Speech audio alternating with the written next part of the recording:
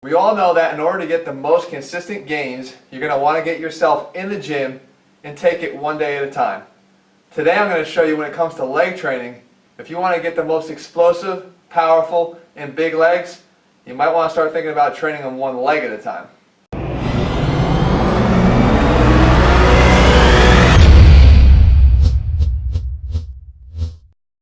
What's up guys, Jeff Cavalier, AthleanX.com. Don't adjust your computer screen. Yes, I have a shirt on, but you know that's when shit gets serious here, because we're going to talk about a topic that I think needs to be addressed, and that is when it comes to leg strength and developing bigger legs, more powerful legs, and stronger legs, you got to start looking into single leg training. Now, if you think that I'm going to bash the squat in this exercise, in this video, then stop the video and go watch a different one, because I'm not going to bash the squat. I think particularly for beginners, the squat exercise is a great fundamental movement to learn, and it actually is going to teach you the proper biomechanics to set up all other function. But that said, I think when you look at the criteria that I have for most of our athlete exercises, what is it that I look for when I'm trying to figure out my go-to exercises when it comes to whether leg training, shoulder training, anything?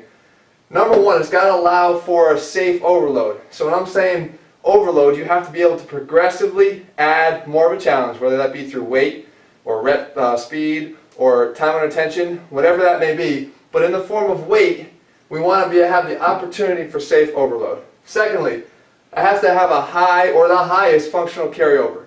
Now, if you're a squatter, there's a lot of functional carryover from squatting. You can jump higher, you can become more explosive, especially if you're an offensive lineman. You know, right off the line, you have to have that drive. But I don't think it's the highest functional carryover, because when we look at athletics and we look at how athletes function, you're almost always on one leg or the other. Or you have one leg split in front of the other because you're running. There's a lot more carryover to me and a lot more importance on developing strength in single leg that also will fit the criteria for number one. And this is where I think squats are falling short. When I say allows for a safe overload, you guys all know, if you've been squatting, when you start to overload that bar and put the heavy weights on and you start piling up the 45s, what's going to limit you from seeing how strong you can actually be is going to be your back.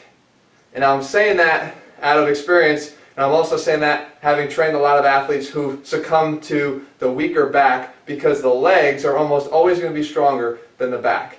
And as a kinetic chain, guys, we always talk about the kinetic chain. One weak link makes the whole chain crap. So the hips and the low back are almost always never going to be able to handle the large amounts of weights as you start to pile on those plates. So what does that mean for us? We got to start looking at single leg training, and what that affords us is the opportunity to load in a way that's a lot less damaging to our spines and back, and then unlock the power of your legs in the process. So if you look at some of the single leg exercises, and I'm going to show you some of them right now, you'll see the common thing here is that I can still overload. If you're looking at this version of the squat, guys, if you're a big heavy back squatter, load this sucker up, but I'm going to limit you to one leg. Kick your other leg back in the Bulgarian split and start doing your squats that way. What you're going to find is if you take your single leg squat, which could be like your 1 rep max, let's say it's 300 pounds, then let's make it 150 on the right and 150 on the left. Let's make that assumption. Try to kill that back leg's involvement. So don't be pushing off your back toe on the bench, but rest your foot back there and concentrate on getting all your weight up front. What you're going to find is if you drop your 1 rep max, cut it in half, and start doing single leg squatting, you could do more than one. You should only be able to do 1 or 2. You're going to find yourself knocking out a lot more reps than you expected. And the reason why, guys, is because your legs are a lot stronger than you ever thought they were. The problem is when you're doing your back squats, most likely your back is not going to be able to bear that load. It's going to give in far before your leg strength does. So what does that allow you to do? It allows you to overload. In these other exercises I'm showing you here, whether you're doing one arm over your head here, this guy is going to allow you to overload and then also kind of reinforce proper posture, which is something that doesn't really stay true when you're doing a lot of squatting, especially as it gets heavy. You might tend to lean forward too much. Another thing, you want to be explosive? You can start doing these explosive one-leg jump squats. These things, guys, again, you're powering off one leg, you're overloading, but you're not having to bear the weight through your spine, and you have the opportunity to do these safe variations to actually become more explosive.